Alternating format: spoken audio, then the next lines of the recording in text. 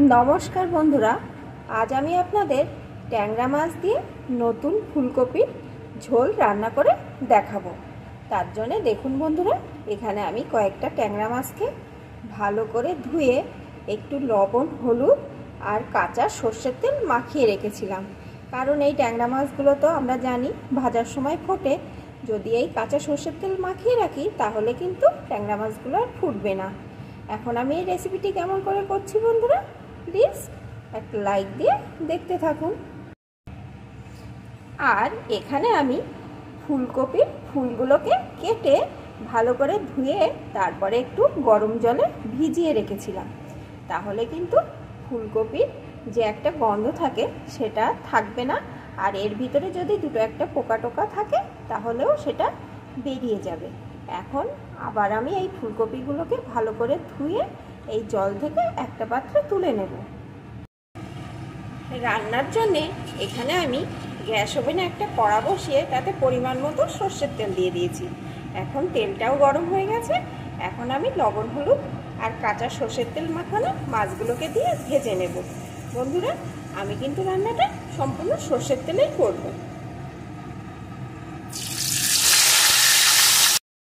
সব মাছগুলো আমি দিয়ে দিয়েছি। এখন উল্টে পাল্টে লাল লাল করে ভেজে নেব। সব মাছগুলো আমার এপিট ওপিট করে লাল লাল করে সুন্দর করে ভাজা হয়ে গেছে। এখন আমি তুলে নেব। আর দেখুন বন্ধুরা, মাছগুলো কিন্তু ভাজার সময় একটুও ফাটেনি। ভাজা মাছগুলোকে আমি তুলে নিয়েছি। এখন এই তেলের ভিতরে আমি ফুলকপিগুলোকে দিয়ে দেবো।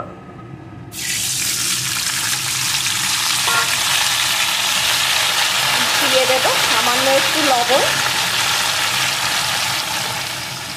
এখন ফুলকপিটাকেও সুন্দর করে ভেজে নেব।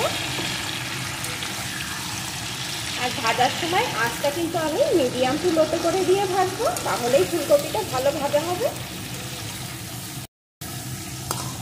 ফুলকপিটা আমি ভালো করে ভেজে নিয়েছি। এখন ফুলকপিটাকে তুলে নেব। ভাজা ফুলকপিগুলো আমি তুলে নিয়েছি। এখন এই তেলের ভিতরে দিয়ে দেবো একটা তেজপাতা। তেজপাতাটা ছিঁড়ে দিয়ে দিলাম। দিয়ে দেবো একটা শুকনো লঙ্কা, একটু গোটা জিরে। এখন ফোড়নগুলোকে সুন্দর করে ভেজে নেব। ফোড়নগুলো সুন্দর করে ভেজে নিয়েছি। এখন এর ভিতরে দিয়ে দেবো একটা টুকরো করে কেটে রাখা আলু। আলুটাকে একটু ভেজে নেব। আলুটা লাল লাল করে ভেজে নিয়েছি। এখন এর ভিতরে দিয়ে দেব জিরে আদা বাটার পেস্ট, আলুর সাথে এটা একটু ভেজে নেব।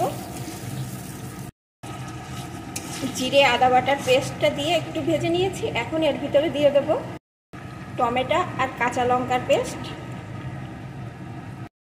সাথেই দিয়ে দেবো একটু হলুদ গুঁড়ো,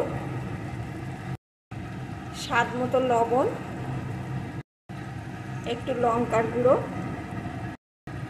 সামান্য একটু চিনি। এখন সমস্ত মশলাটা সুন্দর করে কষিয়ে নেব, যতক্ষণ না মশলা দিয়ে কাঁচা গন্ধটা দূর হয়ে যায়।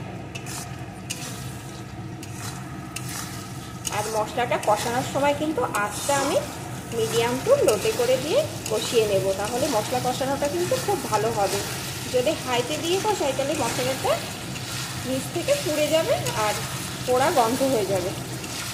এইভাবে নাড়িয়ে নাড়িয়ে মিডিয়াম টু লো আছে সুন্দর করে কষিয়ে নেব। বেশ কিছুক্ষণ ধরে মশলাটা কিন্তু আমি সুন্দর করে কষিয়ে নিয়েছি। দেখুন বন্ধুরা, মশলাটার কালারটা কত সুন্দর চেঞ্জ হয়ে গেছে আর মশলা দিয়ে কিন্তু তেল উপরে উঠে এসছে। এখন এর ভিতরে আমি ভেজে রাখা ফুলকপিটা দিয়ে দেব।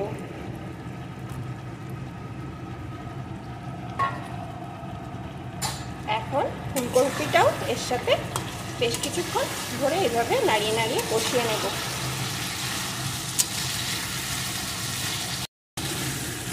ফুলকপিটা দিয়েও কিন্তু আমি মশলার সাথে সুন্দর করে কষিয়ে নিয়েছি। এখন এর ভিতরে দিয়ে দেবো আমি পরিমাণ মতো জল। আমি কিন্তু এখানে গরম জল দিয়ে দিচ্ছি।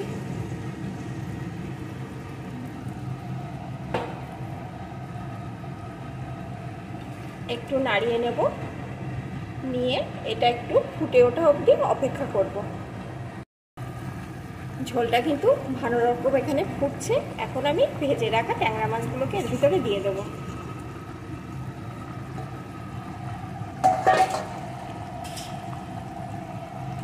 আবার একটু নাড়িয়ে নেব। এখন বেশ কিছুক্ষণ ফুটিয়ে নেব, কারণ ট্যাংরা মাছগুলো কিন্তু শক্ত হয়, তার জন্য একটু ভালো করে ফোটাতে হবে। মাছগুলো দিয়েও আমি ভালো করে ফুটিয়ে নিয়েছি। আমি কিন্তু এই মাছের ঝোল একটু ঝোল ঝোল রাখবো, কারণ এই ফুলকপি ট্যাংরা মাছের ঝোল কিন্তু একটু ঝোলঝোলই ভালো লাগে। এখন আমি এর উপর দিয়ে দেবো একটু গরম মশলার গুঁড়ো,